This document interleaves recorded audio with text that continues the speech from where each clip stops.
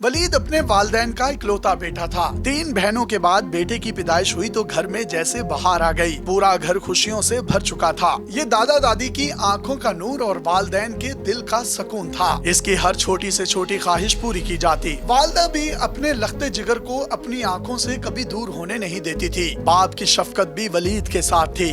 वक्त के साथ वलीद बड़ा होता गया और 10वीं क्लास में पहुँच गया। स्कूल में उसकी बहुत से हम जमातों के साथ दोस्तियाँ हुई। दूसरे लड़कों की तरह ये भी घूमने फिरने जाया करता था। उसे घर वालों की किसी रोक टोक का सामना नहीं था। उसके दिल में जो आता वो करता था। वलीद की एक बड़े उम्र के लड़के के साथ दोस्ती थी। उसका नाम इसरार था, जो इंतहाई सुलझा हुआ और 5 वक्त का नमाजी नौजवान था। इसरार वलीद को तरह तरह की अच्छी नसीहतें और अच्छी बातें समझाता रहता था। यही वजह थी कि वो वालिदैन के लाड प्यार के बावजूद उनके हाथों से निकला नहीं था। एक दिन वलीद की मोहल्ले में किसी लड़के के साथ लड़ाई हो गई। दोनों में जबरदस्त मारपीट हुई। लोगों ने बीच बचाव करवा दिया। मोहल्ले के लड़के ने उसकी अना को ठेस पहुंचाई थी। उसकी ईगो हर्ट हो चुकी थी और वो अपनी खोई हुई इज्जत को वापस लुटाने के लिए किसी भी हद तक जा सकता था। ये झगड़े के बाद घर आया। उसने फैसला कर लिया था कि वो उस लड़के को जिंदा नहीं छोड़ेगा। अब दोनों में से एक ही शख्स जिंदा रह सकता है, या तो वो लड़का या वलीद।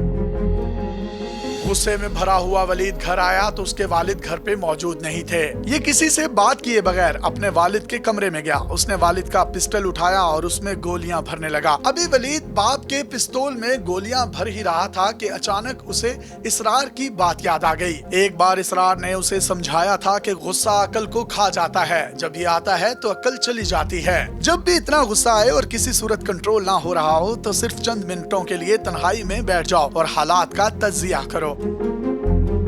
इस गुस्से की वजह से अपने अमल और उसके बाद पैदा होने वाले रद्दे अमल और नताइज को अच्छी तरह सोच लो। वलीद ने इसरार की उस नसीहत पर अमल करते हुए ऐसा ही किया। पिस्तौल में गोलियां भरते भरते उसने तमाम पहलुओं पर सोचा। उसने अपने जहन में फिल्म की तरह एक खाका तश्कील दिया। वो सोच रहा था कि वो पिस्तौल लेकर बाहर गया और उसने मोहल्ले वाले लड़के को गोली मारकर कत्ल कर दिया। मौके पर मौजूद लोगों ने उसे पकड़कर खूब धुलाई की। इसी दौरान मकतूल के वालिदैन भी आ गए, जो अपने लख्ते जिगर को खून में देखकर वलीद के खून के प्यासे हो चुके थे। ये उसके वालिदैन तक को बद्दुआएं दे रहे थे। इसी असना में पुलिस आ जाती है और वलीद को गिरफ्तार करके थाने ले जाती है। वलीद के खिलाफ कत्ल का मुकदमा चलना शुरू हो जाता है। इसके बूढ़े वालिदैन हर रोज पेशियां भुगतने के लिए अदालतों के धक्के खाने लगते हैं। उसका घराना खुशहाल था, लेकिन अब उसके घर पर मौत के साए मंडलाने लगे थे।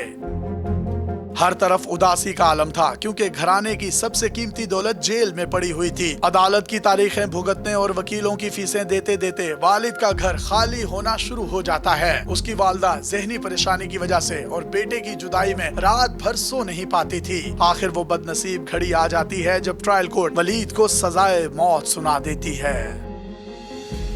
ये खबर सुनते ही वलीद के वालिद को गहरा सदमा पहुंचता है। उसको हार्ट अटैक होता है और वो इसी वक्त दुनिया से कूच कर जाता है। वलीद का केस हाई कोर्ट में जाता है, जिसकी मुकम्मल जिम्मेदारी बहनों और माँ पर आ जाती है।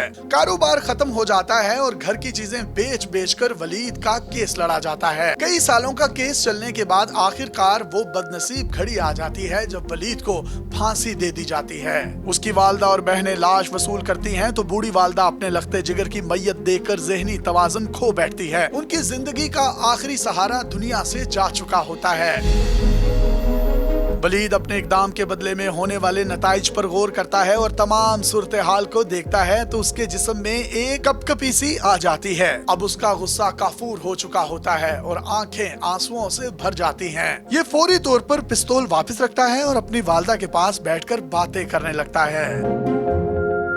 हम में से अक्सर लोगों के साथ यही वलीद वाला मामला है। हम भी बहुत जल्द गुस्से में आ जाते हैं। सड़क पर राह चलते लोगों के साथ छोटी सी बात पर झगड़ लेते हैं। थोड़ी सी जमीन के लिए सगे भाई के दुश्मन बन जाते हैं। लेकिन अगर हम भी वलीद की तरह बैठकर ठंडे दिल और दिमाग के साथ अपने एक्शन के रिएक्शन और हालात के बारे में सोचें तो हमारे बहुत से मिसाइल हल हो सकते हैं। अगरचे वलीद की कहानी सच्ची नहीं तसव्वुराती है, लेकिन ये हमें बहुत बड़ा सबक देती है। अगर इस कहानी को हम अच्छी तरह समझ जाएं तो हमारी बहुत सी परेशानी कहानियां वैसे ही खत्म हो जाएं। डेली पाकिस्तान का सबसे बड़ा डिजिटल मीडिया इदारा है। इसकी 90% फैन फॉलोइंग यूथ पर मुश्तमिल है। मेरी इस तसव्वुराती वीडियो बनाने का मकसद सिर्फ एक ही है कि हमारी यूथ में से अगर 50% लोग भी इस पर अमल कर लेते हैं तो काफी हद तक क्राइम खत्म हो जाएगा।